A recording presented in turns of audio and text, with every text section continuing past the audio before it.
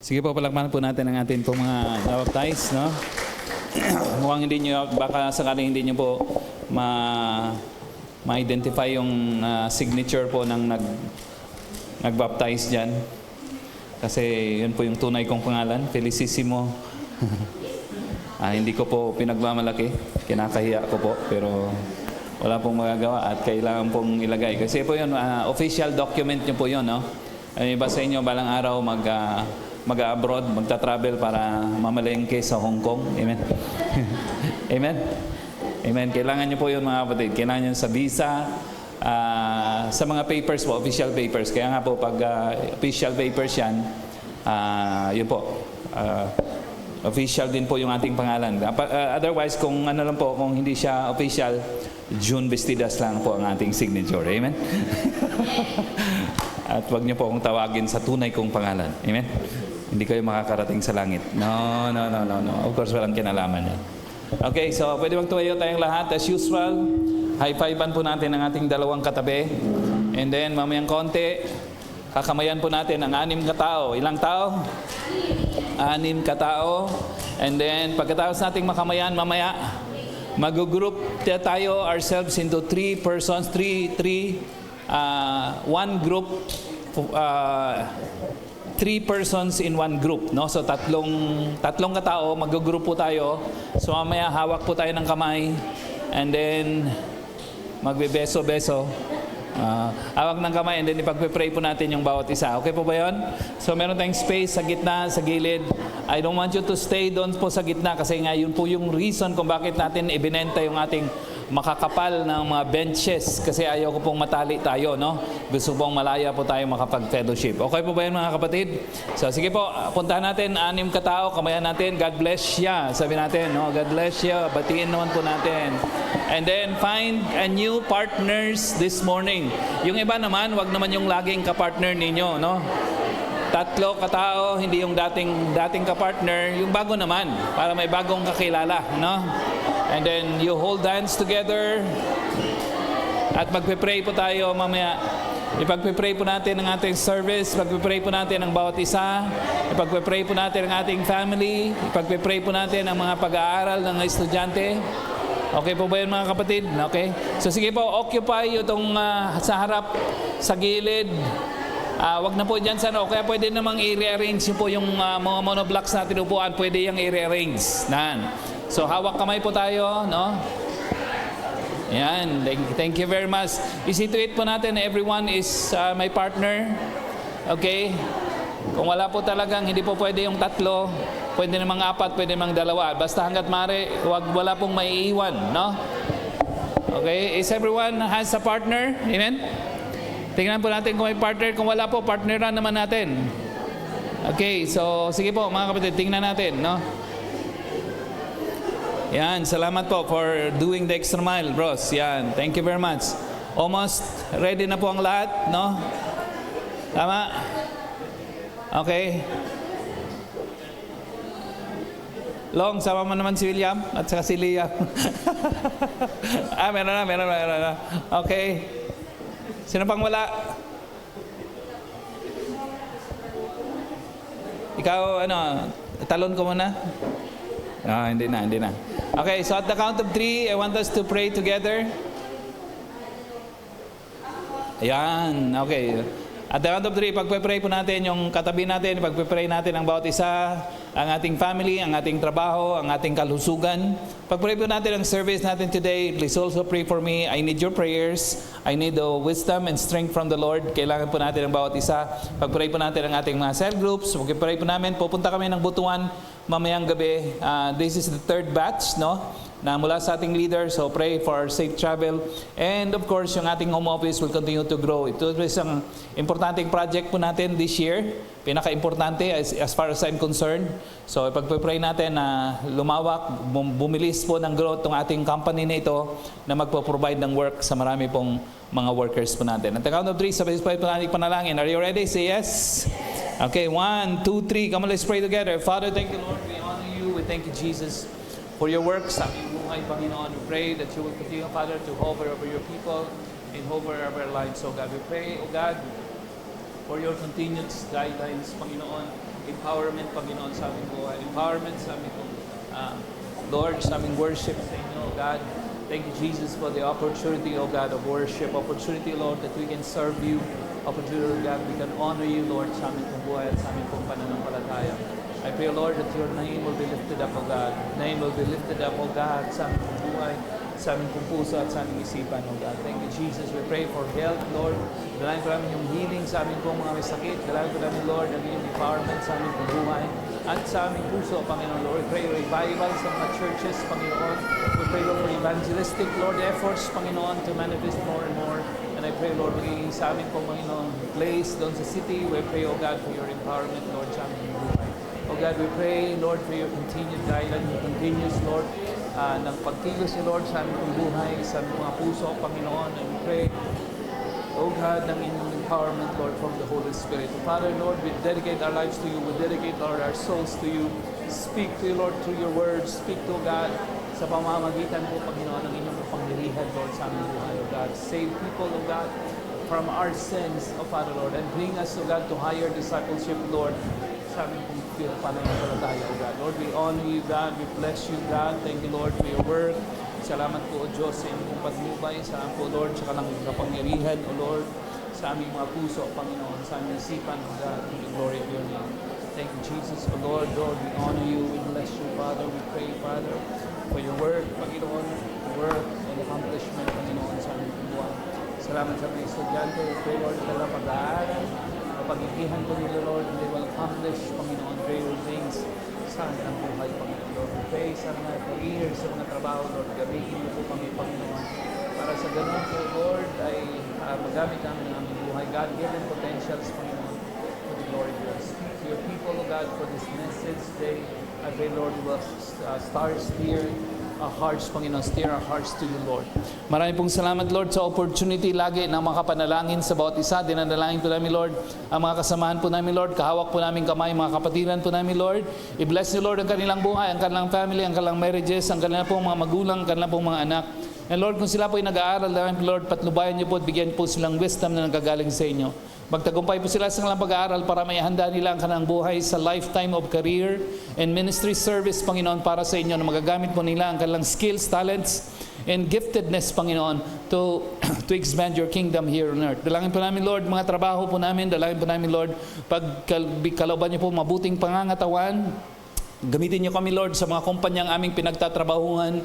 And Lord, gamitin niyo po, Lord, para sa ganon ma-advance ang inyong kingdom wherever we are, Panginoon. Gamagamit ang aming katalinuhan, ang aming skills and talents, Panginoon, para maraming tao makakilala sa inyo, Lord. Makapag-open ng mga cell groups kahit po sa mga pinagtatrabahuhan namin, kahit sa aming mga tahanan, Panginoon, Lord, para mga tao makakilala sa inyo at makapaglingkod sa inyo ng buong puso at kaluluwa. Lord, even sa service today, we prayed of your Spirit, Lord, to hover over our people, over your people, Panginoon. Speak to us, O God.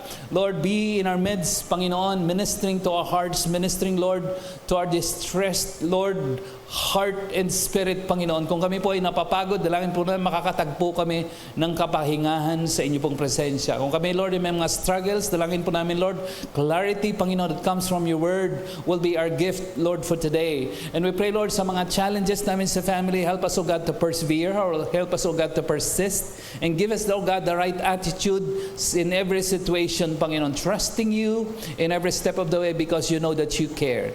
Thank you, Lord, sa bawat isa. Lord, we pray sa aming lugar na pinag-pray doon po sa city. We pray, Lord, you will bring us, Panginoon, give us, Panginoon, the right place doon sa city where we can relocate itong service time pag Sunday so that we can easily invite more people, Panginoon, and more people will hear the gospel, be discipled to spiritual maturity so that we can be used, oh God, to further your kingdom here on earth.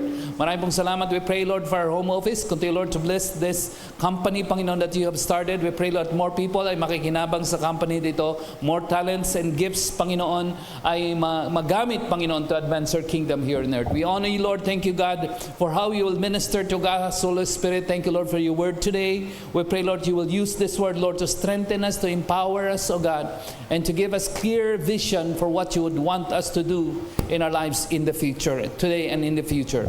We honor you, Lord, and we love you for this, our prayer with thanksgiving in Jesus' name and for His sake. Amen and amen. Sige po, palakpan po natin si Lord. High-fivean po natin ang ating katabi. Sabihin mo sa Kanya, salamat sa iyong panalangin. Yan. Okay, maraming pong salamat sa inyong panalangin, pati sa akin. Thank you for praying for me. At alam kong hindi nyo lang po ako pinagpipray dito ngayon, kundi pinagpipray nyo rin po ako sa inyong devotional life. Amen? Okay, by the way, before I go further, gusto ko po munang sabihin sa atin na I like yung, ang ating mga leaders po kasi ang nag-handle ng ating ministry. So, kadalasan po, ako lagi ang sikat, ako lagi ang napapurihan bilang senior pastor. Pero ang totoo po noon, ng ating po mga leaders, masisipag po yan sila. Pag may binibigay po akong task sa kanila, hindi na po ako masyadong problemado, no? Hindi kamukha ng dati, kaya naubos yung boko, no? Ngayon tumutubo na po uli. Amen? Yan po, no? So I'm happy doon kagahapon sa ating pong baptism. I'm happy to witness na hindi lang po tayo nagbaptism as usual, kundi naisipan ni Jonel na magkaroon ng cultural presentation. So of course, parang cultural presentation, nagbabaptism tayo, mag-swimming, cultural presentation, no? Anyway, as always, pag may mga naisip na ideas yung ating mga leader, hindi ko po pinapatay yung kanilang ideas, no? I give it a chance to live.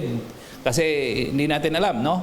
So kahapon na pag pinapanood po namin yung cultural presentation, grabe na-inspire ako doon sa mga cultural presentation. Ang gagaling ng sayaw. Amen po ba mga kapatid? Amen?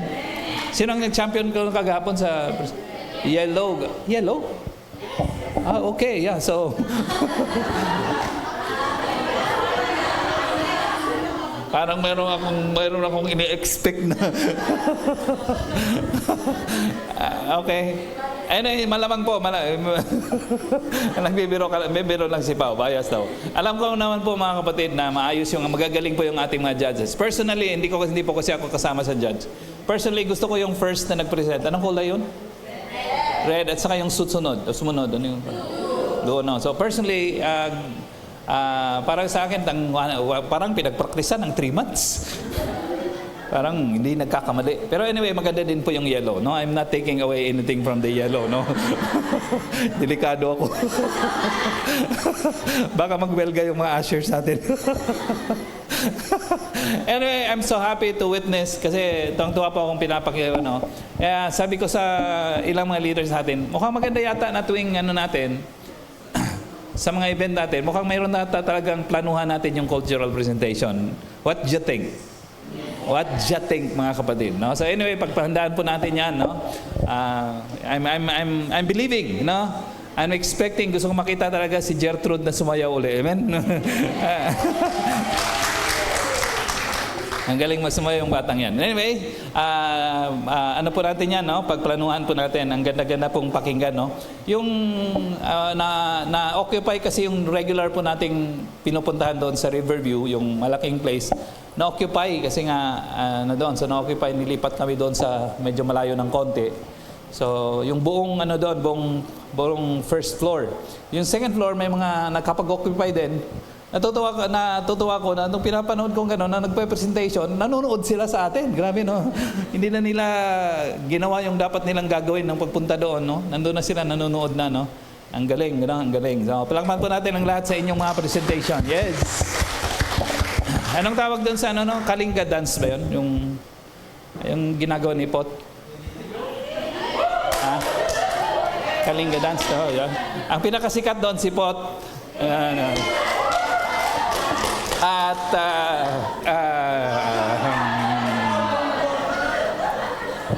no comment, mga kapatid.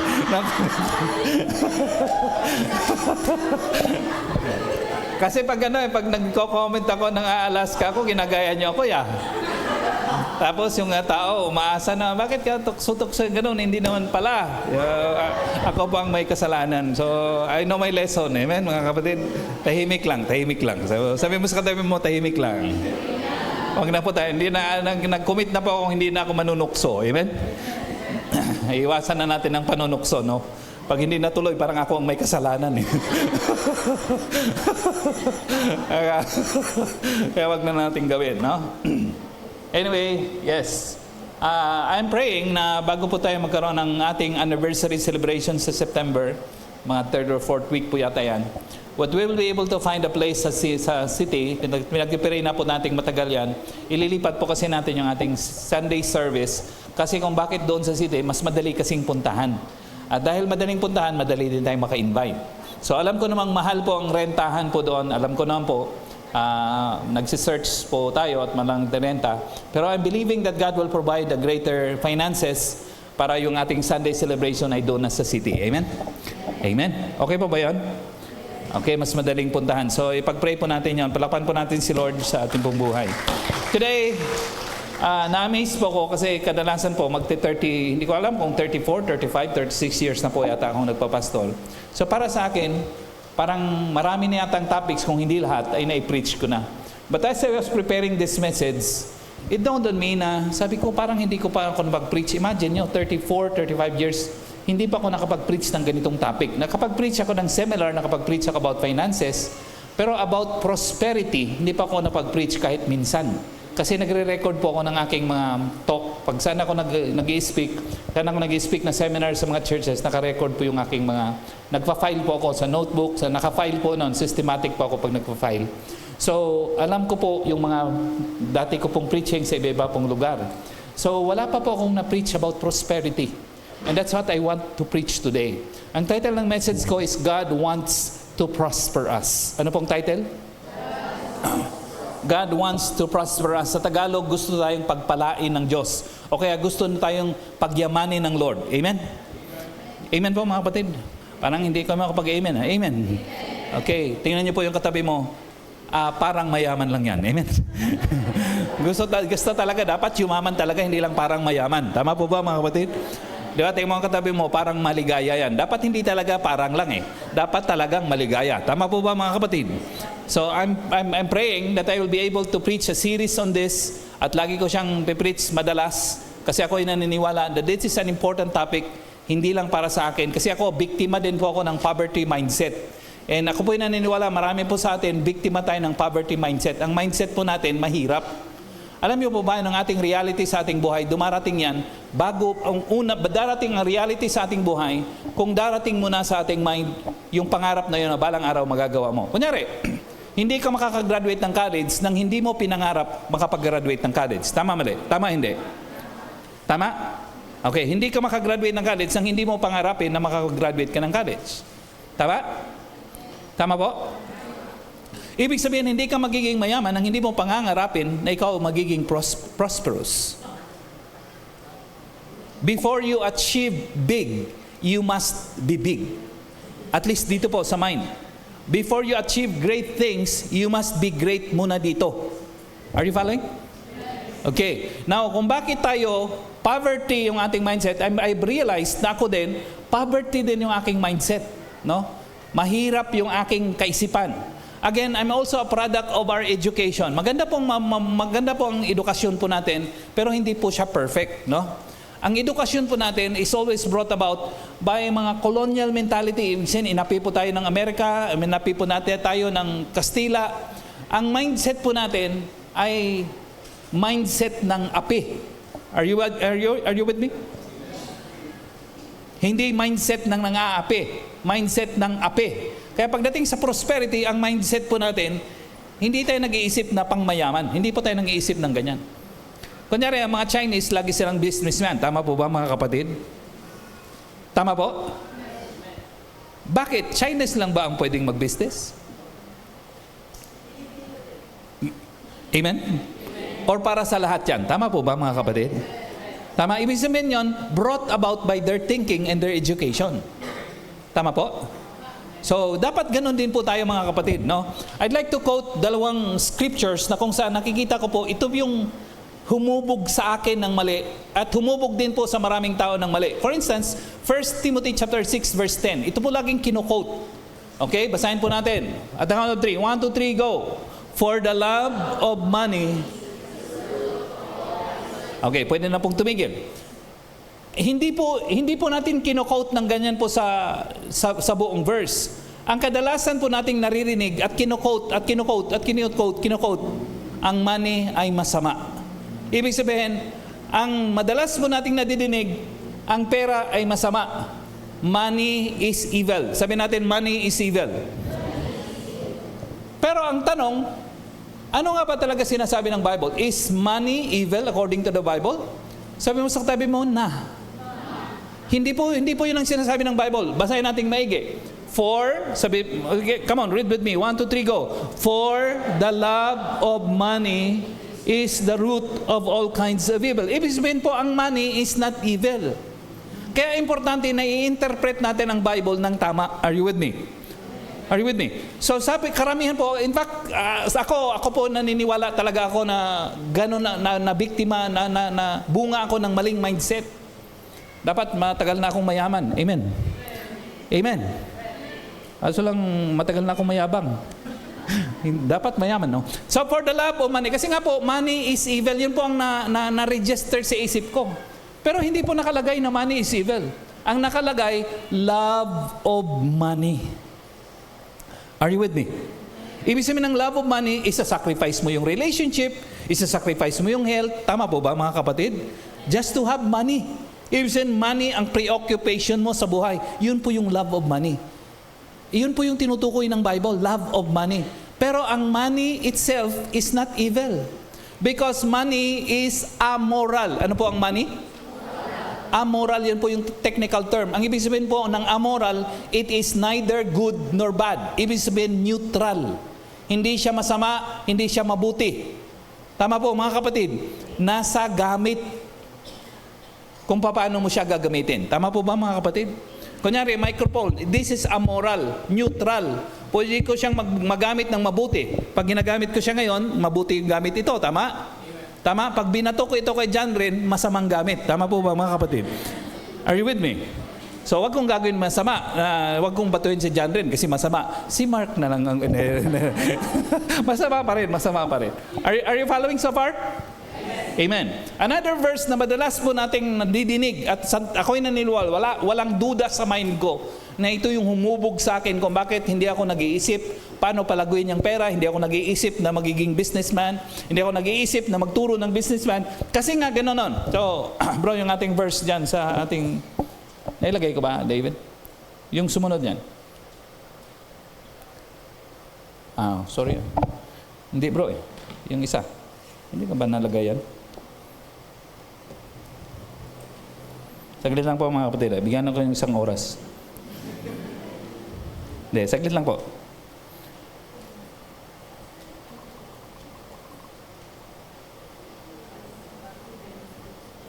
Ayun, yun.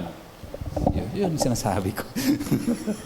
Okay, basahin po natin. Matthew chapter 19 verse 24. Basahin natin malakas, dandahan. 1, 2, 3, go. Again, I tell you, it is easier for a camel to go through the eye of a needle than for a rich man to enter the kingdom of God. So pag binasa po natin yon, automatically ang translation and explanation po natin, walang mayaman na makakapunta sa langit. Are you with me? Are you with me? Okay. Yung normal nating pag-iisip, pag parang yung cursory reading, sabi nila, yung madali ang pagbabasa, yung hindi mo siya analyzein maigi, hindi mo intindihin ang background niya. Yung cursory reading, magko-conclude ka na walang mayaman na makakarating sa langit. At dahil walang mayaman na makakarating sa langit, therefore, ang kayamanan masama. Are you following? Are you following? Tama? Kung walang mayaman na makakarating sa langit, ibig sabihin, therefore, ang mayaman o ang kayamanan ay masama. O kaya evil. Tama po ba mga kapatid? Cursory reading. Pero ang tanong, yung nga ba talaga ang sinasabi ng verse na yan? Okay. So minsan ang susi sa Bible interpretation ay yung malalaman mo yung context at yung malalaman yung mga keywords. Sabi natin keywords. Ang keywords mo doon is eye of the needle. Ano po ang keywords? Okay, so sabi ni Jesus, mas madali sa isang kamelyo, tama ba? Tama? Kamelyo o kamelya? Camellia Homes. No. Camel na lang para hindi misinterpret. It is easier, mas madali sa camel na dumaan sa eye of the needle. So siyempre ang nasa isip natin, yung butas ng karayom. Tama po? Tama po? Hindi lang naman elepante hindi lang naman camel ang imposibleng makabot. Kahit naman manok, hindi makatawid doon.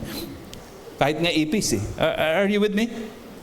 Tama po ba mga kapatid? Sang tanong, ano yung eye of the needle? Ang eye of the needle po ba ay talagang literal na eye of the needle? Buti na lang may research po na nagsasabi yung eye of the needle ay back gate ng Jerusalem. Ano po siya? So kunyari, dito sa atin sa church, kunyari compound natin ito at compound po natin yan, ang main gate natin, ayan, yung dinadaan natin. Ang tawag natin, main gate. Anong tawag? Ang back gate, nandoon po sa gilid na hindi alam ng mga tao. Are you with me? Bakit po nagkakaroon sila ng back gate? Actually, maraming back gates actually.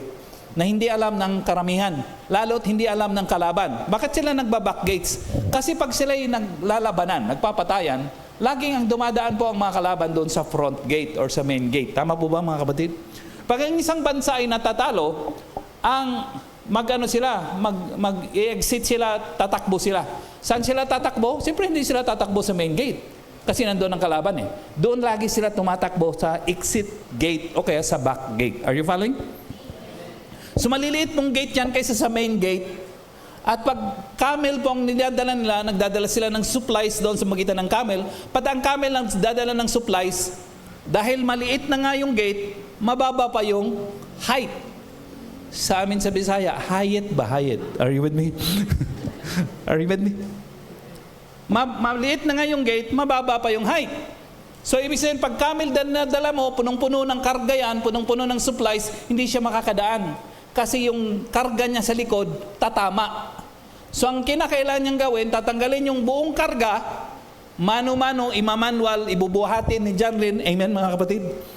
Tama? Papapasukin yung camel at hindi siya makakapasok na nakatayo, makakapasok siyang nakaluhod. Are you with me? Are you with me? And then isa-isang dalhin yung kargada niya na sa likod and then papasukin. Yun lang tanging kapamaraanan para makadaan yung camel doon sa back gate. Ang tawag ng back gate ay of the needle. Ano pong tawag? Okay, so now, nabigyan ko na kayo ng background, i-interpret na natin ngayon. Tama po ba mga kapatid? Are you with me? So si Jesus ay mukhang hindi niya sinasabi na imposible sa mayanan punta sa langit. Ang sinasabi ni Jesus Christ, imposible sa mayaman kung ang pera niya at kayamanan niya ang magdidirect sa kanyang buhay na makapunta sa langit. Kasi nga po, yung camel, hindi siya makakapunta doon sa eye of the needle nang hindi niya tatanggalin ang kanyang karga. Are you with me? Tama po ba mga kapatid? At itong mama na ito na sinabihan ni Jesus Christ ng ganito, actually, hindi niya po sinabihan ng lahat ng mayaman. Ito lang po ang sinabihan niya. Nakakita ka po ba kayo sa Bible na may iba pang mayaman na sinabihan si Lord nito? Hindi, isa lang ting case. Bakit niya sinabihan? Kasi na-discern ni Jesus na itong mamang ito ay preoccupied sa money at ang money ang nagkokontrol ng utak niya at ang kanyang buhay. Are you with me? Pero kung ikaw ay mayaman at hindi pera ang nagkokontrol ng buhay mo, hindi ka masama. Tama po ba mga kapatid? In the Bible, napakarami pong mayaman. I'll quote some. Kunyari, sa Genesis chapter 13 verse 2. Basahin po natin, 13 verse 2. Speaking of Abraham, no? Ito po si Abraham, father ng ating faith. Genesis chapter 13 verse 2. Basahin po natin dahan-dahan. Okay lang kayo? Mukhang hindi kayo okay. Are you okay?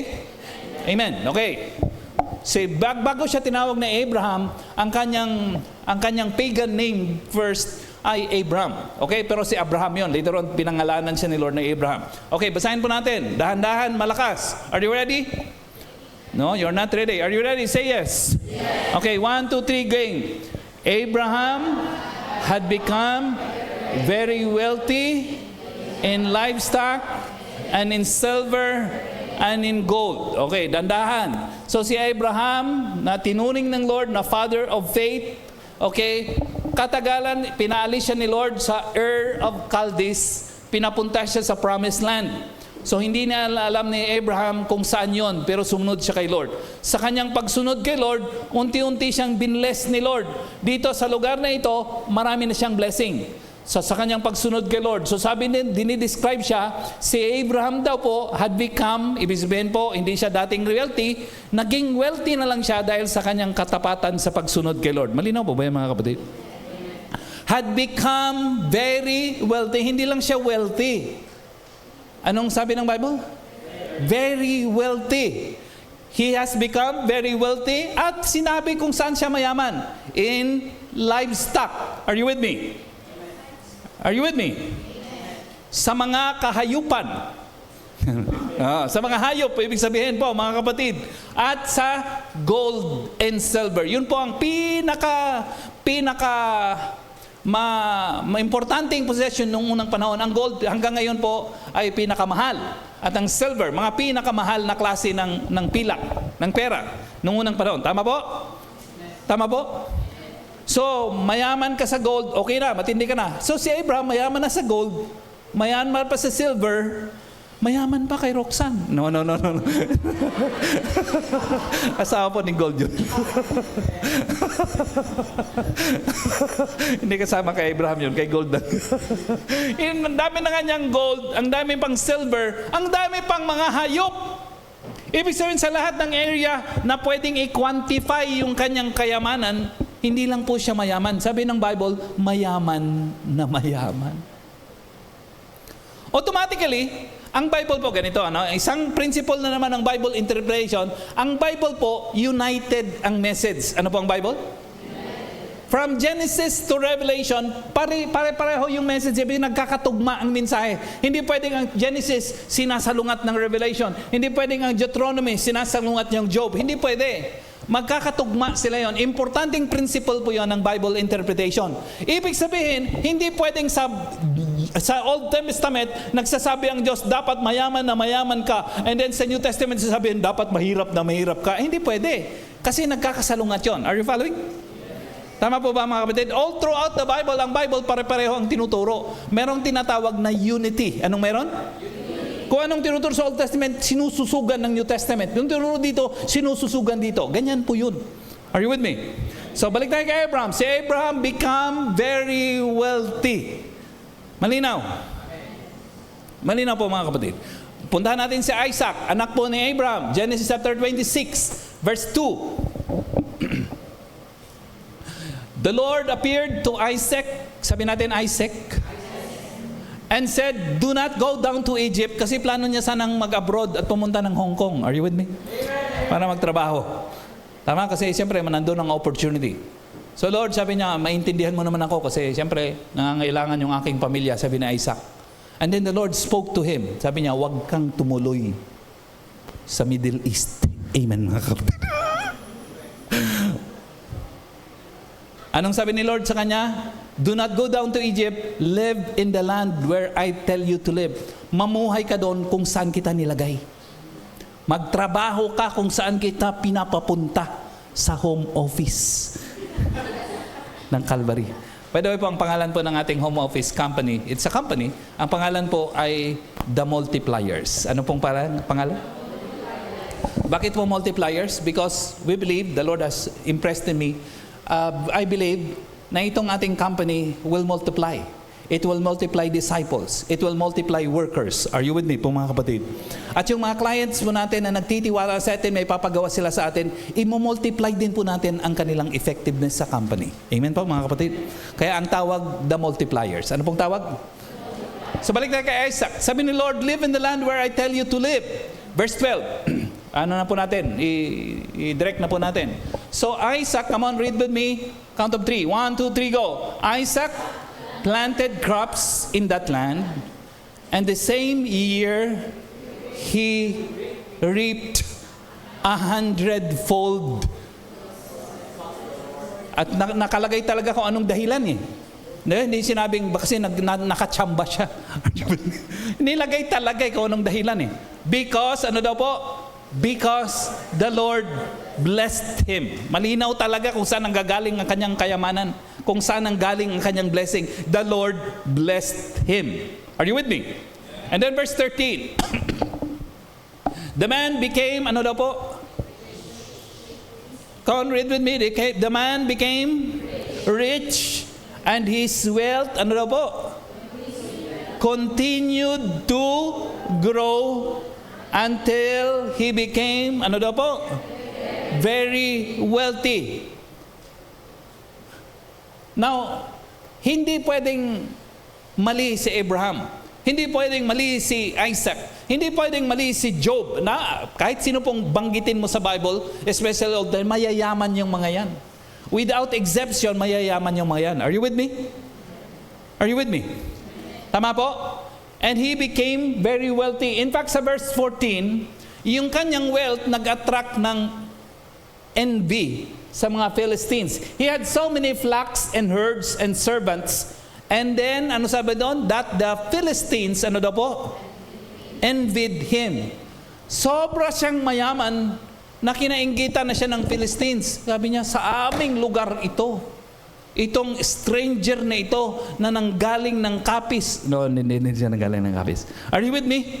Naging mayaman kaysa sa amin. Kami ang taga rito. Kunadangay. Are you with me? Amen. Kaya naiinggit sa kanya. Don't tell me na itong mga Bible characters, mali ang kanilang ginawa. Hindi po. Pinamumuhay nila ang tinuro sa kanila Lord. Tama po ba mga kapatid? Ang dinisign sa kanila Lord, I should say. So, ibig sabihin po, they were very wealthy. And that's the purpose of God. Amen? Okay lang kayo mga kapatid? Okay, so punta na tayo sa point. Haba ng introduction na. Okay, number 1. Introduction pa lang yun, Pastor. Oo, mga kapatid. Masanay na kayo. 3 hours pong service natin dito. Amen? Amen? Dapat kung ako sa iyo, magdala na kayo ng mga baon. Tama ba? Sorry, wait lang po, Pastor. Break muna tayo. 1.5 hours ka na. No? Break muna tayo. Kain mo muna kami ng 5 minutes. Para sa ganun, 1.5 hours, mayroon muli kaming lakas. Wag naman ganun. Amen? Okay, basahin natin number 1. Basahin natin. At the count of 3, 1, 2, 3, go. Our God is the Creator and the source of all things. So una, may establish natin ang ating God, ang lahat ng naglikha, sa lahat ng bagay. Sabi mo sa tabi mo, lahat. Siyang naglikha ng lahat ng bagay. Siyang source. Siyang pinaka-main source. Problema po natin, minsan, ang tingin po natin sa trabaho, yun ang ating source. Hindi po yun ang ating source. God is our source. Ang ating trabaho, ang tawag sa kanila, resource. Okay, resources. Anong tawag sa trabaho? Hindi po yun hindi po nagsusupply sa atin. Ang trabaho natin, pwede tayong tanggalin anytime. At tayo, pwede tayong hindi makapagtrabaho anytime. Tama po ba, mga kapatid? Kaya hindi ang trabaho natin ang ating resource, ang ating source. God ang ating source. Malinaw po ba yun, mga kapatid? Amen? Kung bakit tayo nagtayo ng company, na yung sinasabi ko po, kung bakit tayo nagtayo ng company, kasi nakita ko po ang virtual na company ngayon, yun po ang namamayagpag for the last few years. At nakita ko po, the more ang tao na nakapagtatrabaho sa virtual work, the more na nawawala sila sa Lord. Nakikita niyo po mga kapatid? Kasi habang nagtatagumpay sila sa virtual na kanilang company pinagtatrabahuan, nag-overtime na sila. Kasi malaki nga ang sahod, malaki kita. Are you with me? Are you with me? So dahil malaki ang kita, at hindi nila na ma-manage yung pera ng maayos, ang pera ang nagmamanage sa kanila. Nagigets po mga kapatid? So nawawala sa church, nawawala sa ministry, kasi nga nag-overtime, nagkakaroon ng maraming clients. Mali. Sabi mo sa katabi mo, madiday ta. Di ba dapat ang pera ay blessing ni Lord? Tama? Tapos dahil sa pera, mawawala ka sa Diyos? Mali. Are you following? Kung ang pera ay galing kay Lord at blessing ni Lord, dapat habang dumarami ang pera mo, lalo kang na kay Lord. Tama po ba? Yun dapat tayong tama So sabi ko, dapat talaga may Christian company, kamukha ng naitayo po natin. Of course, hindi lang naman tayo. Nagigets po mga kapatid. At dito po sa ating company, ang first na commitment, kasi may commitments po yun. Ang tawag natin covenant. Anong tawag? Ang first covenant is that si Lord first place sa ating company. Kaya dito sa ating workers, sa mga leaders po natin, sila mga workers, bago sila mag-open ng computer, nagpapakita mo lang kung nag-devotion o nag-pray. Kung hindi ka nag-devotion, huwag ka magtrabaho. Are you with me? Devotion ka muna. Tama po, mga kapatid? Bakit pinipuwersa, bakit may standard na dapat nagde-devotion ko muna bago mag-work? Because si Lord ang first place sa company natin. Amen po ba mga kapatid? Dapat talagang ganun. Kasi nga para ma-avoid natin yung tendency ng tao na pag may pera, pera nang naging Diyos. Dapat si Lord ang Lord. Si Lord ang Diyos at siya ang mananatiling Diyos magpakailanman. Amen po mga kapatid? Amen? Sige po, palakpakan po natin si Lord. So ngayon, meron na tayong leaders na na-train natin sa Butuan. 24 na po yan sila. Magdadala po ako ng 13, another 13 itong mamayang gabi. Start kami bukas hanggang sa June 10. So another 13 yan na ilalagay. At hindi lang po tayo maglalagay yung na-train sa Butuan, magte-train na po tayo dito sa atin kahit hindi po na-train sa Butuan. Are you with me po mga kapatid? Amen?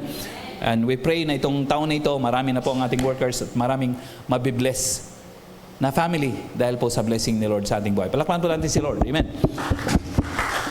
So first, the Lord is the creator and the source of all things. Huwag nating titignan na yung atin pong trabaho ang source po natin. Hindi po yun ang ating source. God is our source. Malinaw po mga kapatid? Hindi kumpanya ang ating source. God is our source. Kaya kahit matanggal ka sa kumpanya, makakapagtrabaho ka pa rin. Kasi si Lord ang source mo eh. Malinaw po ba yun mga kapatid? Tama po. Are you with me? Okay, mga ilang verses lang. Marami po mga kapatid. Pero ilang verses lang. Psalms 24 verse 1. Ano nakalagay? The earth, come on, basahin po natin to. What the count of 3? 1, 2, 3, go. The earth is the Lord's and everything in it, the world and all who live in it, and all the BPO companies. Lahat po ng company nandun kay Lord. Amen? Pag-aari ni Lord. Si Lord ang may akda, may-ari ng lahat ng bagay. Sabi mo sa tabi mo, lahat. Haggai chapter 2 verse 8, ano nakalagay? Sabi ni Lord, piniremind si Haggai, the silver is mine and the gold is mine. Kasi tingin ng maraming tao minsan, sa atin yung pera. Ako'y nagtrabaho niyan, ako nag-overtime. Parang Israelites, yung unang panahon, ganyan din ang mindset nila eh.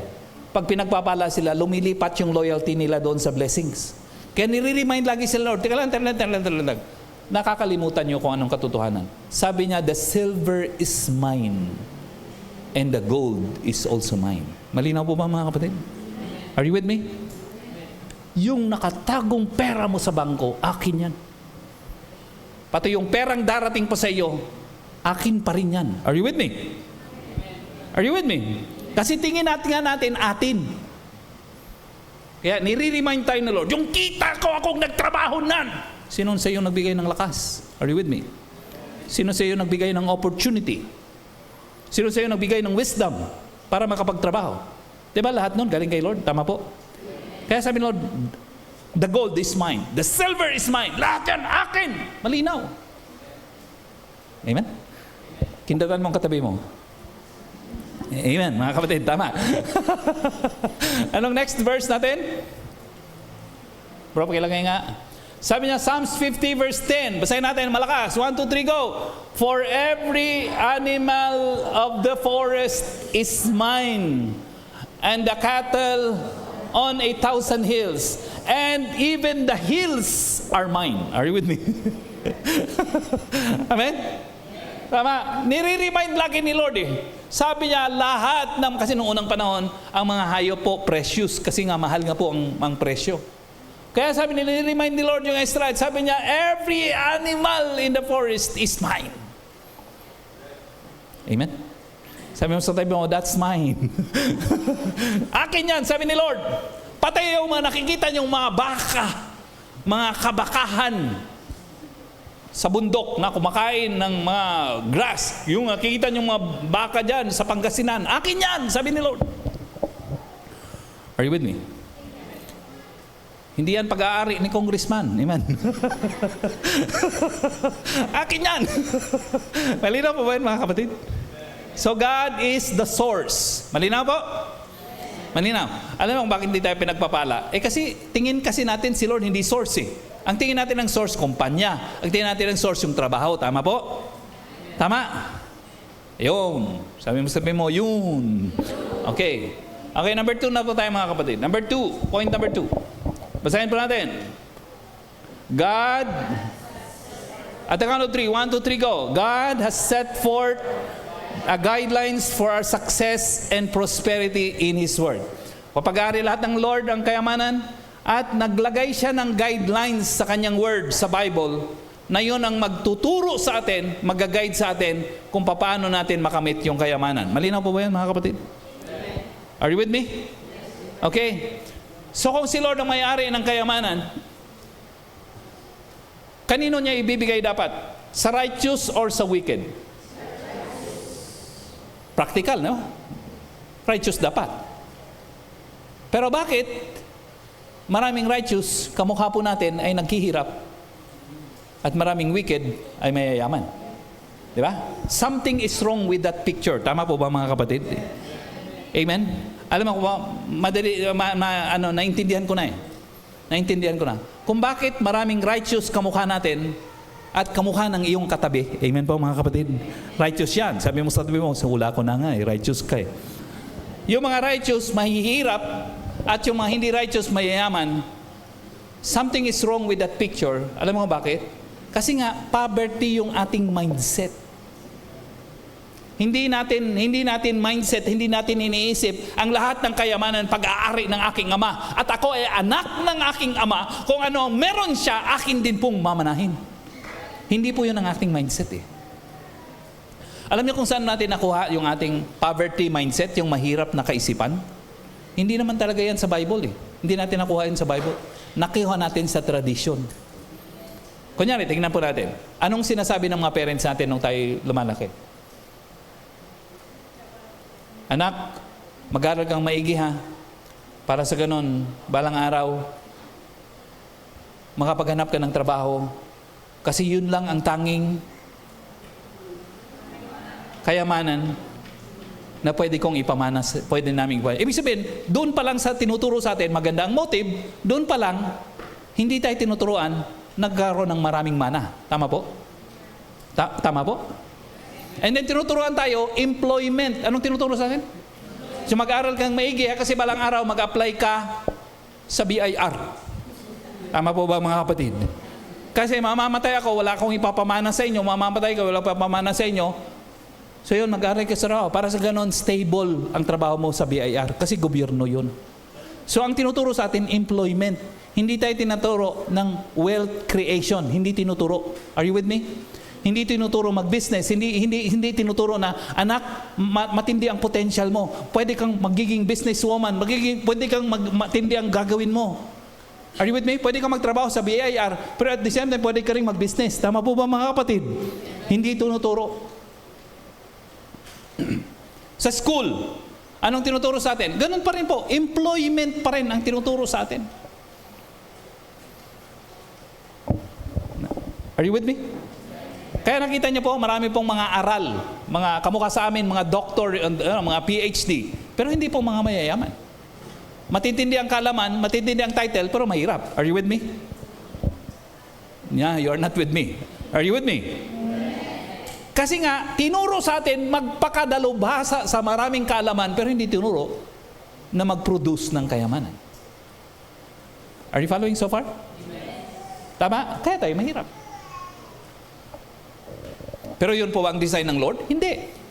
Pero yun ang tinuro sa atin ng parents. Yun din ang tinuro sa kanila ng kanilang mga parents. At yun din ang tinuturo ng ating mga schools. So kung anong tinuro ng parents at tinuturo ng schools, yun po ang produkto, tayo po yun. Malinaw po ba? Amen? Pwede po bang baguhin? Pwedeng baguhin? Baguhin natin yung teaching. Tama po ba mga kapatid? Tama? Saan dati nakukuha ang poverty? Hindi sa Bible eh. Nakukuha natin sa mga parents natin, tinuro. Nakuha natin sa mga tinuro ng teachers. Di, puntahan natin ang Bible kasi nandun pala ang teaching. Tama po ba mga kapatid? At then yun ang ituro natin sa ating mga anak, ituro sa disciple, ituro sa school. Are you following? Tama po? Okay. So, yun po. Isaiah chapter 1 verse 19. Wag na lang yan bro. No, mamaya na lang yan. Deuteronomy chapter 28 verse 1 and 2. Basahin po natin. 1, 2, 3, go. If you fully obey the Lord your God and carefully follow all His commands I give you today, the Lord will set you high above all nations on earth. In all these blessings, verse 2, will come upon you. Ang ganda po niyan sa King James. Sabi niya, and all these blessings will overtake you. Ibig sabihin, ang blessings mo, kahit hindi mo siya hihingin, kahit hindi mo siya hahanapin, darating at darating ng marami sa buhay mo pag sinundan mo yung guidelines. Ano po yung guidelines? Balikan natin sa verse 1. If you fully, sabi natin fully, Ibig sabihin po, sige bro, verse 1 ako bro. If you fully obey the Lord your God. Yun po yung guidelines eh. So, ibig sabihin, pag binasa mo yung guide ni Lord, which is the Bible, and then ino-obey mo yung kanyang guide doon sa Bible, and then gagawin ka ni Lord, pagyayamanin ka ni Lord. Yun yung ibig siyang sabihin. Are you with me? Amen? Pastor, hindi ako mayaman. Hindi po kaya dahil hindi natin sinusundan ang Bible? Nang lubusan. Nakalagay fully eh. Baka partially ginagawa natin. Tama po ba mga kapatid? Pero hindi fully eh. Okay, isang magandang verse sa Bible is Proverbs chapter 13, verse 22. 13:22. Pagkalagay bro. Proverbs 13:22. A good man leaves an inheritance. Amen? Dapat ganito pong pangarap natin eh. Yung hindi ka lang magiging maganda ang buhay mo, magiging mayaman, marangya ang buhay mo, na hindi ka lang magpapamana sa mga anak mo. Are you with me? Are you with me? Yung paugod-ugod ka na, siguro ako, 99 years old, Haya, ano pang pangalan ng anak mo? Grabe, no? Amen, mga kapatid? Amen? Pakisabi nga sa kanya doon sa sa subdivision sa Makati. Grabe, no, tindi, no? Ipinamana ko na yun sa kanya. Tama po ba, mga kapatid? A good man leaves an inheritance, hindi lang sa mga anak, pati sa mga anak ng kanyang mga anak. Tama po? Ibig sabihin, masyadong marami. Parang hindi niyo ako nagigets nga eh. Sa atin nga, sa mga anak nga, wala eh. Sa apo pa kayo. Ito nakalagay, apo eh. Amen po mga kapatid. Children's children, apo eh. So ibig sabihin, masyadong maraming sobra. Amen. Mindset kasi natin, tamang-tama lang eh. Hindi kasi kasyang-kasya lang. Ganyan lang mindset natin eh. Hindi natin mindset yung abundance eh. Hindi natin sinabi more than enough. Hindi yun ang mindset natin eh. Kaya talagang dapat baguhin yung mindset. Amen? Okay lang kayo mga kapatid? And then sabi niya ito, but a sinner's wealth. Basahin natin yung pangalawa. But a sinner's wealth is stored up for the... Ang linaw naman talaga yung Bible, no? Linaw. Ang kayamanan na binigay ng Lord sa mga masasamang tao, hindi sa kanila dapat mananatili habang buhay. Temporary lang nilang hahawakan. Amen po mga kapatid. Amen. Balang araw, sa'yo talaga yun pupunta. Tama po ba mga kapatid? Tama. Kung bakit hindi pa pinapupunta sa'yo, hindi ka pa kasi handa eh. Hindi mo pa natututunan yung principle ng stewardship. Tama po ba mga kapatid? Are you with me? Pero pag ready ka na, ibibigay na sa'yo. Tama po? Tama? Kasi nga pag binigay sa'yo yung kayamanan ni Lusyutan, mawawala lang din. Hindi ka pa naman mag-iingat eh. Alam mo ba, marami pong tao, mahirap na nga, na umaasa pa sa sugal para manalo. Are you with me? Isa pumunta ko si SM2, nakapila doon, loto. Yung iba magmamadali pa, galing po sa galing sa trabaho, obviously, galing sa construction, no? Hindi ko naman minamaliit. Are you with me? Imagine mo, hard-earned money itataya. Alam mo ba ang chance natin sa loto?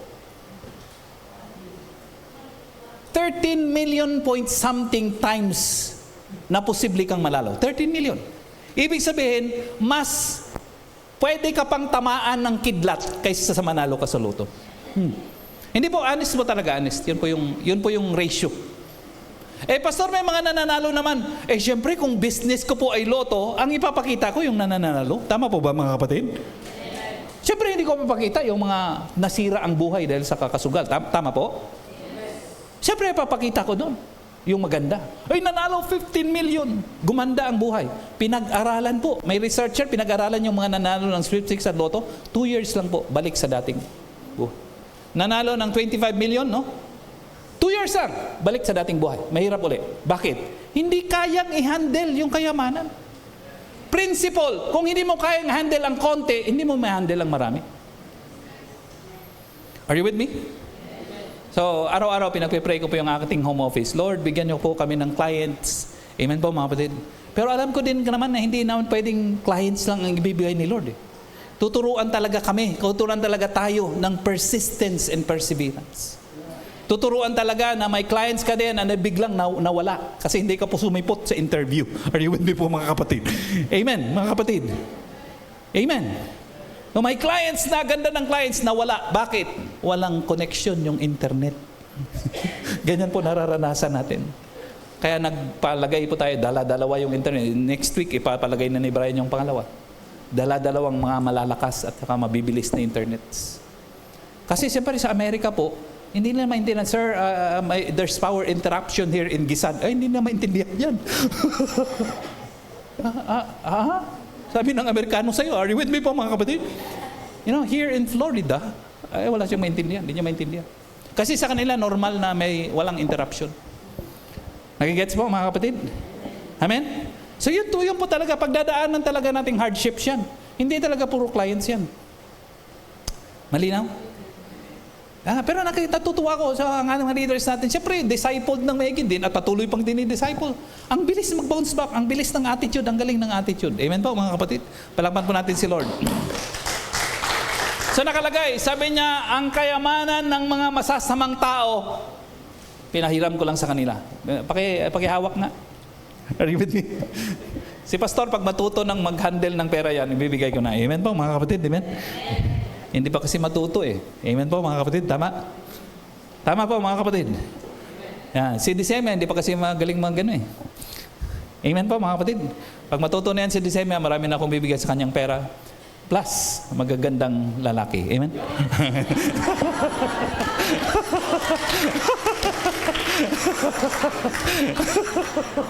Sabi sa tabi mo, power. Please don't misunderstand me. Hindi yung posisabi na basta na ako at random ng aalas ka. Hindi po. Yung inaalas ka po, saray ko na po yun sa akin. Hindi po na offend. Are you with me? Siyempre kayo naman di ko inaalas ka. Baka mamaya magtampo pa kayo. Amen po mga kapatid. Saan ka nakakikita ng simbahan? Kararating mo pa lang sa church. Ikaw na yung topic ng pastor. Even Facebook nyo pa ako. Siyempre yung binibiro ko, yung mga yung alam kong sanay na. Amen? Mga kapatid, amen? Amen. Sabi mo sa tabi mo, ikaw na lang next. Amen? Malinaw po ba tayo mga kapatid? Okay. Yes, si Lord design niya para sa atin. Kung tayo ay anak ng Lord at anak tayo ng Lord, ang kayamanan niya talaga automatic para sa atin. Tama po? Kaso nga lang, bilang wise na parents ka, hindi mo pwedeng ipamana ang kayamanan mo sa anak mo pag alam mong sila ay immature. Tama po? Tama? 2 years old na anak mo, pinging knife, hindi mo pwedeng bibigyan yan. Hindi mo bibigyan ng knife, hindi mo bibigyan ng gunting. Tama po? Hindi mo bibigyan kasi ikakasama niya eh. So ganun din mindset ni Lord. Walang problema sa pagbibigay sa Kanya. Ang problema nasa atin talaga eh. Pag hindi ka handa, hindi ka bibigyan. Kasi masisira ka lang eh. Gusto ni Lord yung blessing niya na yon, ikakabuti mo. Hindi yung blessing mo, ikakasama mo. Hindi. Dati si Pastora, nung buhay pa, lagi namin pinagtatalunan yung motorsiklo. Are you with me? Kasi gusto kong pumili ng motorsiklo. Si Pastora ayaw niya. Madidisgrasya ka dyan. Sabi ko, hindi madidisgrasya, may pananampalataya tayo sa Diyos. Are you with me po mga kapatid? Basta hindi. Nakita ko kanina doon, may nadisgrasya ng motor. Sabi ko, lasing yun. Ako hindi. Are you with me po? Basta. Kuna na ngayon. Siyempre, ayaw ko namang bumili at pilitin ko siya. Siyempre, alam na magmumotor ako, masama ang loob niya sa akin. Nagigets mo mga kapatid? Pero yun lang, sabi ko, iba ang anak ka ng Diyos. Are you with me po mga kapatid? Madulas nga. Sabi, hindi ako magdadrive pag madulas, siyempre. Kanya nga ron. Amen mga kapatid. Pero nga po mga kapatid, dapat i-demonstrate natin na kaya nating ingatan ng ating mga pagpapala. Amen mga kapatid. Mga estudyante, huwag kayong gastos ng gastos. Konti na nga yung baon mo. Pag nakakita ng mani, bili ng mani. Nakabili ng ice cream, bili ng ice cream. Ay pambihira ng patis. Dapat kung konti ang pera, marunong kang mag-save. Yun po kasi yung sukatan eh. Ang sukatan yung konti. Are you with me po mga kapatid?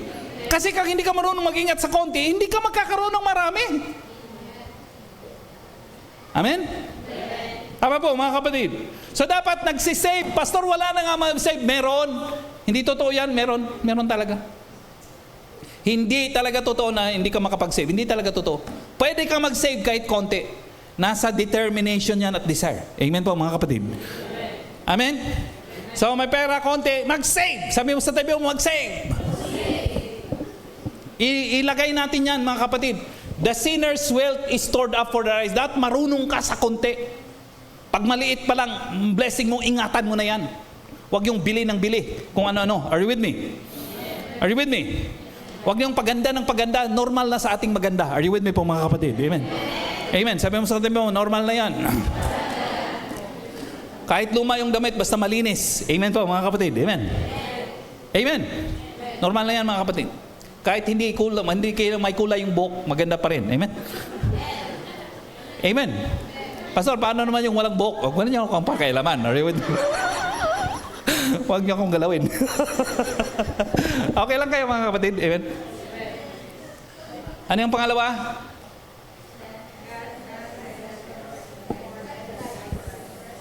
Okay. Salamat naman sa malinaw niyong pagsagot. Number 3 tayo, mga kapatid. Naku, napapasarap ako. Baka maabutin na naman tayo ng alas 3. Amen. Okay, number 3. Basahin pa natin. At the count of 3. 1, 2, 3, go. Our obedience, continuing higher and full obedience, sets forth our blessings and prosperity. Ang ating pagsunod kay Lord, yun po yung nagtitrigger ng pagpapala ng Lord sa atin. Hindi lang yung pagsunod na ngayon sumunod ka, bukas hindi ka na sumunod. Hindi. Dapat tuloy-tuloy yung pagsunod. Are you with me? Are you with me? Tuloy-tuloy, higher level ng pagsunod. Tama? Tama po, mga kapatid. Pataas ng pataas. Hindi yung sumunod ka ng 10 years, pagkatapos ng 11 years, hindi ka na sumunod. Hindi. Dapat tuloy-tuloy yung pagsunod. Pataas ng pataas yung pagsunod. Are you with me? Amen po, mga kapatid. Pumunta kami ng Butuan doon. Babalitaan ko mga leaders po nila doon. Grabe, million ang binibigay every year sa church. Sabi ko, kapastor kong tao, ako nang pinakamatindi dito sa atin sa church. 500,000 ang aking giving almost every year for the last 3-4 years.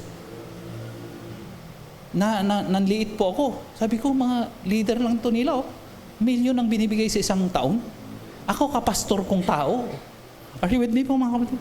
Ay, sabi ko, hindi ako papayag. Amen po, mga kapatid. Amen. Mahal sila ni Lord. Mahal din ako ni Lord. Amen. Tama po ba, mga kapatid? Kung sila binibless ni Lord, be-blessed din ako ni Lord. Tama po ba, mga kapatid? Amen. Kung sila mayaman, pagyayamanin din kami ni Lord. Tama po? Okay, ang goal ko this year. Isa sa mga goals ko, marami pa akong goals. Isa sa goals ko, makapagbigay ng 1 million para kay Lord. Amen po, mga kapatid? Amen. Check ninyo ako sa December. Pag sakaling totoo ba yung aking pinangako o hindi. Amen. Tanungin nyo ako, ha? Amen. Kaya minsan, ina-announce ko para sa ganun, may accountability. Pastor, nabanggit mo sa preaching mo na magbibigay 1 million. Nabigay mo ba? Ay, hindi po. 9.99 lang. 99 lang. No, dapat 100%. Amen? Okay lang tayo, mga kapatid? Amen? Ang ating pakatapatan, ano yung verses natin dyan, bro? Pakilagaya, please.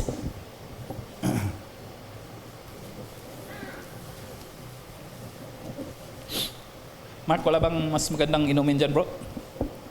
Dyan, nasan si Mark? Kasama si Macho? Ikaw na lang, Jet. Kung may Milo doon or... Basahin natin. 1, 2, 3, go. If you are willing and obedient, you will eat the best from the land. Kung ikaw ay masunurin at laging tapat, sabi nga nun, yung best that the land offers, sa'yo mapupunta. Normal lang, di ba? Tayo nga tao eh. Tama? Tama po, nakapanood ka. Grabe, million mga tao sa India, walang kinakain. Nalungkot ka. Pero pag uwi mo, okay ka lang. Basta isituit mo, yung anak mo may pagkain. Tama po ba, mga kapatid? Are you with me? Tama, kahit saging lang yun, basta labing. Kahit saging, basta may makain. Kahit ano. So nakikita mo, tao, namamatay sa India, walang pagkain. Nalungkot ka, pero sinisituit mo, yung anak mo dapat may pagkain. Tama po ba? Tama, no? So, yes, naapektuhan tayo ng konti sa ibang mga nakikita natin, pero mahalagang naapektuhan tayo sa atin. Are you with me? Kasi nga mahal natin ang ating mga anak. Ganon si Lord magtrato sa atin. Amen po? Amen? Mahal niya lang lahat ng tao, yes. Pero siyempre, mas mahal niya. May degree yung pagmamahal niya. Tama po? Mas mahal niya yung mga anak niya. Tama po ba? At sa mga anak niya, may degree na naman. Mas mahal niya yung mga anak masunurin. Tama po? Tama? Tama? Normal yan. Kunyari, may anak kang 10. Inutusan mo, anak number 1, anak, magwalis ka. Ayaw. Number 2, anak, mag-isaing ka. Ayaw. Nag-computer. Anak, pang-7, anak, magsaing ka. Opo, daddy. Daddy, tapos na ako magsaing. Kailangan ko din po bang maglinis? Sige nga, anak, pakilinis natin. Tapos na ako maglinis, daddy. Gusto niyo po bang masahihin ko kayo? Are you with me po, mga kapatid? Pareho mo silang mahal, pareho silang anak. Tama po ba, mga kapatid? Tama? Pero siyempre, may ibang ano ka doon sa number 7. Kasi masunurin eh. Are you following? Gets? Okay, so if you are willing and obedient, you will eat the best. Sabi natin, the best. The best from the land. No? Para po sa akin, naniniwala po ako with all of my heart na this year, magsisimula yung ating greater financial blessing. Amen po, mga kapatid. Amen. Tama? So, dapat iposisyon natin ang sarili natin. Magiging masunurin kay Lord. Tama po ba, mga kapatid? Amen. Okay, next verse po natin, bro. Tagal Dapat ang mga nasa visual masunurin din. Amen, mga kapatid. Okay na, natapos ko na yan kanina. Sunod, the verse. Okay. Story po ito ni Peter, ang kanyang testimony about obedience. One day, Jesus was doon si Jesus Christ naglalakad sa sa may Binga Dam. No, hindi. Naglalakad si Lord sa sang Pampang, and then sa Lake of Gennesaret. So people are crowding around him. And then sa verse 2 nakalagay doon, he saw at the water said 2 boats left there by the fishermen, they were washing their nets. Verse 3,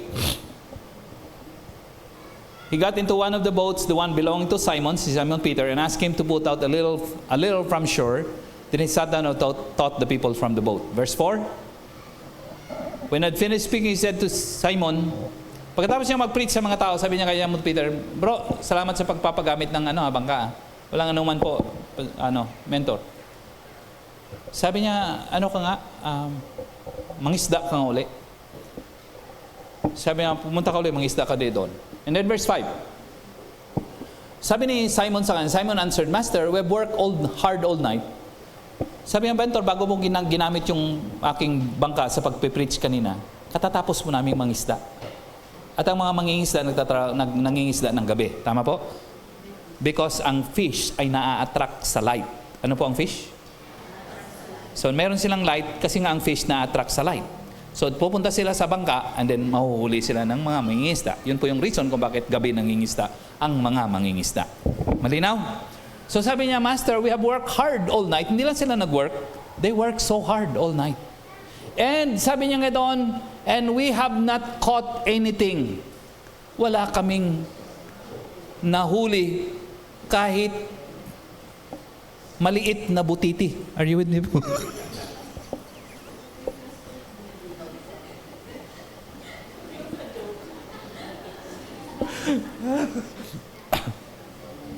Pastor, pa nakakatawa ka, ikaw lang nagtatawa sa joke. Hindi po, mga kapatid, natural lang po ako, mga kapatid. Minsan hindi ko talaga sinasadyang magpatawa sa inyo. Ako din po natatawa nito. Are you with me? Aren't you glad na ini-enjoy ko rin yung ginagawa ko? Amen po, mga kapatid. Amen. Alam naman kayo lang nag-enjoy. Enjoy. Amen! Amen! Tapos ako, hirap na hirap ako. Hindi dapat ganon. Pareho tayo dapat na nag-enjoy. Are you with me? Amen po, mga kapatid. Amen. So sabi niya, nagtrabaho kami ng matindi buong gabi, wala kaming nahuli. But because you told me, dahil sa sinabi mo, Lord, dahil pinapagawa mo ako uli, sabi, because you say so, I will let down the nets. Tindi. Sabi mo, tindi. Wala kaming nakuhang isda, kahit kalahating butiti. Pero dahil sinabi mong mangisda uli kami, lagay uli namin ng lambat, gagawin po namin. Ano ang nangyari? Sabi mo, anyari. Verse 6. When they had done so, they caught such a large number of fish that their nets began to break. Wala pa sa history ni na Peter na nakakakuha sila ng isda na nabe-break yung nets. Ito, walang nahuling isda. Sinundan si Lord sa kanyang word. Hindi na magkakaroon dagaga sa isda. Are you with me? Are you with me? The point is very clear. Very clear. Ang linaw ng mensahe niyan. Ang linaw ng katotohanan. Pag sinunod mo si Lord, dahil siya ang source ng lahat ng blessing, yung blessing sa iyo will follow. Are you with me? Ang linaw ng message. Sabi mo sa katabi mo, ang linaw. Si Pas lang nagpapalabo. Isa pang example sa Old Testament before I close. Si Elijah, Prophet Elisha. Ano si Prophet Elisha. So pinalitan niya po si Prophet Elijah. Namatay na po si Prophet, punta na po sa langit si Prophet Elijah. And then may pumunta sa kanyang widow o kaya balo. Noong unang panahon sa Old Testament, ang pinakamahirap ay balo. Kasi noon pag balo ka, hindi ka pwedeng magtrabaho. Are you with me? Are you with me po mga kapatid? Kaya ang pinakamahirap sila. Anyway, lumapit po yung isang balo na babae. Asawa po actually siya ng prophet din. Asawa siya ng pastor. Pero namatay yung pastor. Siguro kaka-preach. Amen po mga kapatid. About prosperity. No. Kaka-preach niya hindi ng prosperity. Kaya namatay ng maaga. Amen. Anyway, the wife of a man from the company of prophets cried out to Elisha, "Your servant, my husband, is dead. And you know that he revered the Lord. But now his creditor is coming to take my 2 boys as his slaves." Sabi niya, mahal na propeta, yung aking asawa, na propeta din po, na dinisciple niyo po, pastor din po, ay namatay na. At dahil po, nagkautang siya,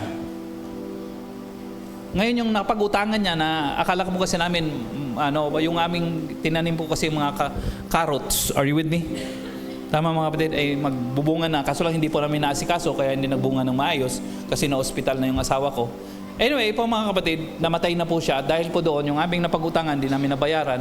At ngayon, dinidiman ng napag-utangan namin na yung anak kong 2 lalaki ay magiging eksklabo niya habang buhay. Pwede po kasi sa nila during that time.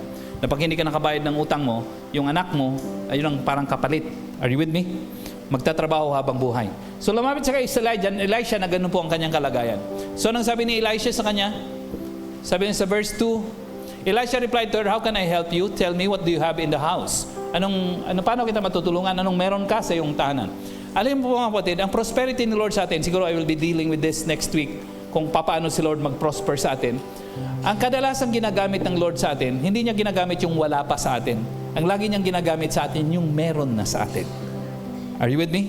Kunyari, I'll be elaborating this some more next week. Kunyari sa atin, lahat tayo merong gifts. Sabi natin gifts. Abilidad.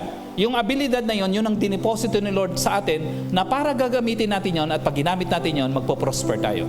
Amen? Amen? Kunyari ako, magaling ako sa communication. Magaling ako sa leadership. Magaling ako mag-speak, no? Obvious naman, kahit hindi pa nag-i-amen kayo. Amen po mga kapatid. Amen? Amen. So ibig sabihin po, dapat balang araw, yun din po ang source ng aking greater prosperity. At kunyari, itong year na ito, magsusulat ako ng books, ipapublish ko na yung books, ilalagay ko siya sa e-book. Are you with me? Gagawa po ako ng mga teaching materials, ilalagay ko sa ating website at sa aking website na i-create, pinapakreate ko sa home office. Are you with me? Ilalagay ko ako ng course doon. Ibig sabihin po mga kapatid, malamang yun po ang gagamitin ng Lord to prosper me more and more. Tama po ba mga kapatid? Paano ako i-prosper? Doon sa gift na binigay ni Lord sa akin. Kung binigyan niyo ako ng husay sa pagsasalita, dapat yung husay sa pagsasalita niyon, yun din po yung source ng aking prosperity. Malinaw po ba yung mga kapatid? Nung unang panahon pa ako ay nag-i-speak, nagpipreach, nag-i-speak sa mga seminar, minsan pinililibre ko pa. Kahit able na yung tao, pastor, hindi mo ganun bayaran. Hindi ko tinatanggap. Mali. Dapat kung anong gift no, dapat yun ang source ng iyong prosperity. Are you with me? Amen? So kaya hindi ko naintindihan kasi nga mali ang aking mindset. So nung naintindihan ko na, pag doon yung nagsaserve ako sa Lord sa aking gift, tinatanggap ko yung bayad ng tao. So kunyari, pag nagkakasal ako, mahina na po yung pag nagkakasal ako, wala pang 1 oras o 1 oras kalahati, binibigyan ako 5,000. Pastor, ang laki naman, 1 oras 5,000. Minsan nga 7, minsan nga 10, minsan 15, minsan 20. Are you with me? Are you with me po mga kapatid? 1 oras pa lang yun. Tama po ba mga kapatid? Amen? Gift ko po yun eh. Tama po ba mga kapatid? Ilang taon ko po yung hinon, ilang taon ko yung pinag-aralan, ilang taon ko yung pinagaling. Are you with me? In fact, sa tingin ko po, mahina pa eh. Pastor, mahina pa ba yung 20,000? O mahina pa. Alam mo kung bakit? Yung binibigay doon sa bakla na ng... Sorry for the word. Yung nag-make up. Tama. Magkano binigay sa'yo, bro? Mahina nga po, pastor eh. 50 lang. Sabi ko, ako 5,000 lang. Ikaw 50 ah. Mamayang konti, yung make-up mo, wala na. Tama po ba mga kapatid? Ako hindi sila makakasal kung hindi ako, kung wala ako. Tama po ba? Sabi ko, baliktad yata yung pananaw ng aking kinakasal. By the way, pahalagahan niyo po yung mga taong nagpapahalaga sa inyo. Amen po mga kapatid. Amen. By the way po, pagkasal, kahit hindi sa akin, kahit sa ibang pastor kayong pagkasal, para sa akin, isa yun sa dapat budgetan nyo ng maayos. Kasi hindi ka lang nagbibigay dahil si pastor kinasal ka. Hindi. It's a recognition for so long a time, yung man na yun ay ginamit sa buhay mo. Tama po ba mga kapatid? Tama po? It's not a gift for the wedding itself lang. It's a recognition ng kanyang faithful service and guidance sa buhay mo. Tama po ba? Baguhin natin ang ating mindset. Malinaw po? Okay. So next time, hindi na 5K. Amen? 5.1 na. Sabi mo sa katabi mo, ayusin mo, mga kapatid. Ayusin. Anyway po mga kapatid, dati-rati hindi ko tinatanggap yan. Pero naintindihan ko. Pag hindi mo, dapat ikaw muna magpapahalaga ng service mo. Tama po ba mga kapatid? Are you with me? Pastor, magkanong binibigay sa iyo pag nagkasal ka? Sabi ko, kayo nang bahala. Pastor, magkano nga po yung kayong bahala? Sabi ko, kayo nang bahala sa love gift. Are you with me?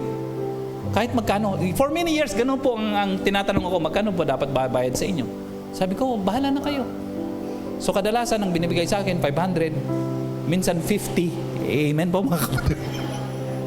Kasi nga ako mismo na may gift, hindi ko nire-recognize yung aking gift.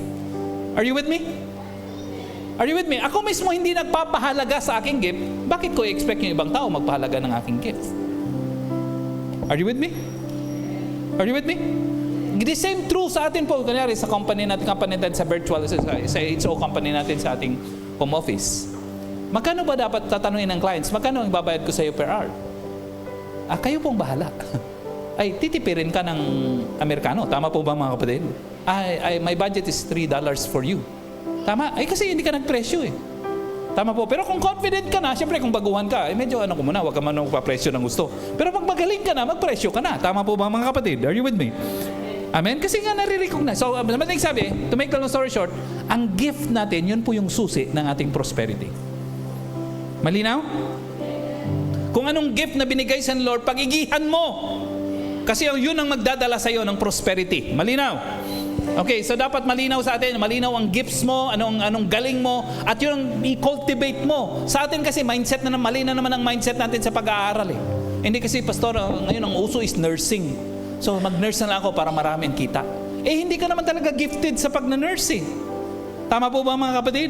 Dapat alamin mo, gift mo. At yung kurso, susunod doon according sa gift mo. Pansamantala, pwede ka magtrabaho ng iba. Pero long term, yung gift mo dapat ang magdi-determine ng dapat mong gagawin more and more. Malinaw po ba yan mga kapatid? Amen? Amen? So yun po yung source ng ating prosperity. No? Sabi mo sa katabi mo, tama na? Tama na nga sa ngayon. Amen? Palakpan po natin si Lord. Amen? Tayong lahat mga kapatid. Amen? Okay, so minsan pinipwersa ko ng sarili ko na nagtatapos ng bigla eh.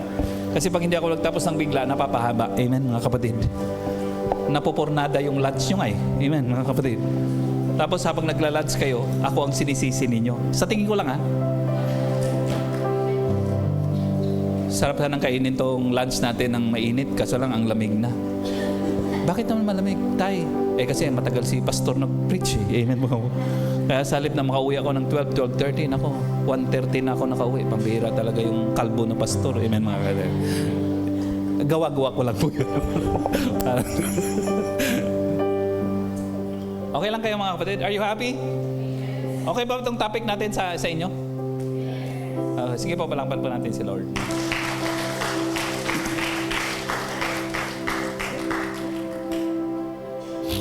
last time, papay nga ako ng tissue. Last time, nag-share po ako sa atin ng transformation. Sabi natin transformation. Bro, pakilagay nga sa Romans chapter 12, verse 1 and 2. Oh. Pakilagay sa ating, Dito po ako magtatapos after 40 minutes. Init pala. Therefore, I urge you, brothers, in view of God's mercy, to offer your bodies as a living sacrifice, holy and pleasing to God. This is your spiritual act of service. Verse 2, do not conform any longer to the patterns of this world, but be transformed by the renewing of your mind. Ang keyword po doon is transformed by the renewing of your mind. Tayo na po ay nababago ng lubusan sa pagitan ng pagbabago natin ng ating thinking. Nandito po talaga ang key ng transformation. Ang transformation natin, ang lubusan nating pagbabago, nagsisimula pag-renew natin yung ating mind. Ano pong ibig sabihin ng pag-renew yung mind natin? Marami sa ating napag-aralan ay hindi accurate. O kaya sabihin ko po plainly, ay mali. So pag mali ang ating napag-aralan, hindi naman mali ang pag-aaral in general Tama naman Kaso lang kuhanin mo yung tamang pag-aaral. Tama po ba yun mga kapatid? Kunyari, kung ang natutunan mo ay kulang na knowledge o kaya ang maling knowledge, ang knowledge itself ay hindi mali. Ang dapat kuhanin mo yung tamang knowledge. Tama po ba mga kapatid? Are you with me? So ang susi, nasa pag-renew ng ating mind. Kunyari kamukha nito, ako, nakita ko, sabi ko, mayroon pala akong poverty mindset. Kaya pala hindi ako pinoprosper din. Pinoprosper din naman talaga ako ni Lord, unti-unti.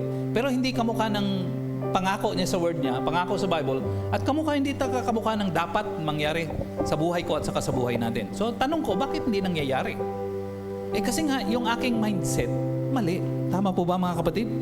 So pagbaguhin ko ngayon ang aking mindset ayon po sa standard ni Lord. Kasi pag binago ko yung mindset ko ako sa standard ni Lord, yun po yung panahon na matatanggap ko yung pinangako ni Lord para sa akin. Tama po? Tama po? Bago ka makagawa ng big things, dapat you need to think big things muna. Yung sabi ko sa college, bago ka mag-graduate ng college, dapat isipin mo muna na makapag-aral ka at makagraduate ng college. Kasi kung hindi mo iisipin na mag-aral ka at makagraduate ng college, hindi ka makagraduate ng college. Tama po ba mga kapatid? Are you with me? O pati sa love life, mahalaga yan. Kung ang isipin mo, kahit sinong manliligaw sa akin, kahit hindi pa naliligo, basta meron, pwede na yun. Are you with me po mga kapatid? Are you with me mga kapatid? Tama, hindi. Mali. Dapat, yung mapapangasawa ko, dapat magandang lalaki. Are you with me po mga kapatid? Amen? Hindi lang gwapo, magandang lalaki, may takot sa Diyos. Amen po mga kapatid? At ang mindset niya, yung mindset na kami ay i-bless ni Lord more and more and more and more. Tama po ba mga kapatid? Sa ating mga lalaki, huwag lang pumulot dyan sa kalsada. Amen po mga kapatid? Amen. Lord, balang araw yung papangasawa kong babae, ito ay kakasasamahan niya ako. Kami magtatayo ng pamilya ng marriage namin na tatanggapin namin ang parami mong blessing sa aming buhay. Amen po mga kapatid? Amen? Amen. At kahit may edad ka na, kamukha namin ni Kuya Ricardo. Amen? Amen? Hindi ka na-define sa age. Nagigets po mga kapatid? Kasi ang blessing ni Lord hindi tumitigil dahil nagkaedad ka. Hindi. In fact, dumarami habang ikaw ay nagkakaedad. Amen po mga kapatid? Amen? Amen. Ilang taon ako sa tingin nyo? 57, tama.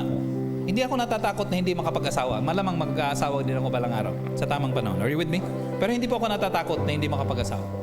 Of course, marami pong trabaho sa ministry at kailangan ko talagang mag-asawa kasi para may katuwang. Pero hindi po ako natatakot doon. Yung iba sa inyo, 30 years old pa lang, takot na. Sabi mo sa tabi mo, ano ka ba naman? Dapat yung edad 30 years old, bata pa yan. Amen po ba mga kapatid? Amen? Dapat matakot na kayo kung kayo ay 51 years old. Amen po mga kapatid? Amen? Pastor, ako ay 40 years old.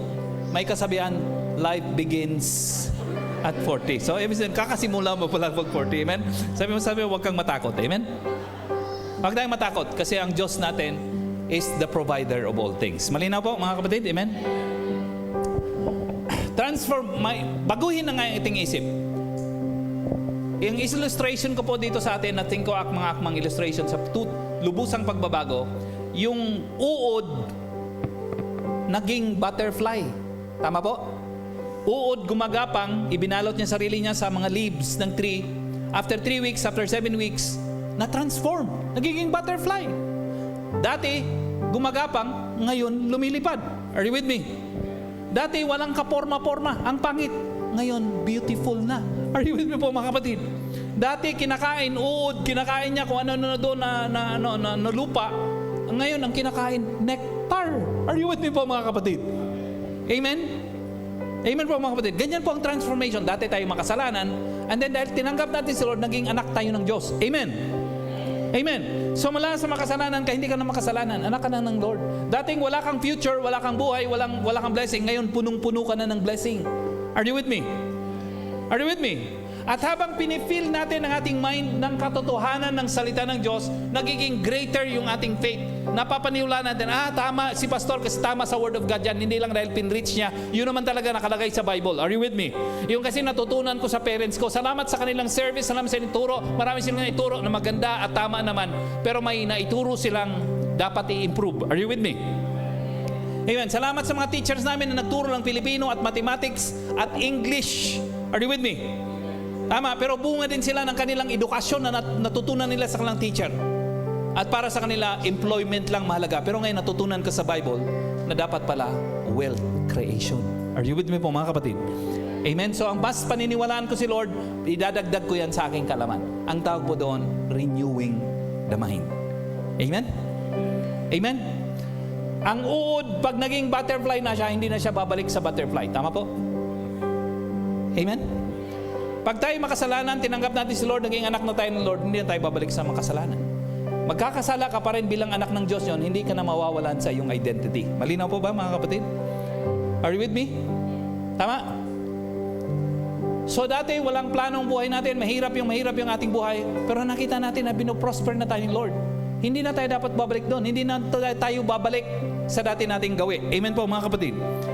Hindi na tayo babalik sa stage na walang blessing. Ngayon, binibless tayo ni Lord unti-unti. So, ang next nating goal, the next nating parami ang blessing ni Lord sa ating buhay. Amen? Amen. Alam mo po, madali pong i-interpret. Kung tayo i-bless ni Lord, ang gagawin natin, yung gawain din ni Lord. Tama po ba mga kapatid? Kunyari, yung Calvary, ang ating church i-bless. Tayong lahat i-bless. Ang ating church i-bless. Anong gagawin natin sa ating maraming pera? Papatayo natin yung building.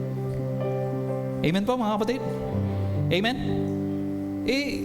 I-full payment natin yung ating prayer mountain doon sa Asin. Are you with me? Tama mo. Patatayuan natin yung building ng ating prayer mountain. Ang dami nating magandang gagawin. Are you with me? Tama po? Tama. At ako'y naniniwala na ipapagawa ni Lord sa atin yan. Kaya hinihanda yung ating mind so that we can receive in the flesh yung blessing ni Lord, at pag natanggap natin yon, i-invest din natin sa kanyang purpose at itatayo niya ang kanyang gawain na mag-glorify sa kanyang pangalan. Tama po ba yun mga kapatid? Sige po, palakpan po natin si Lord.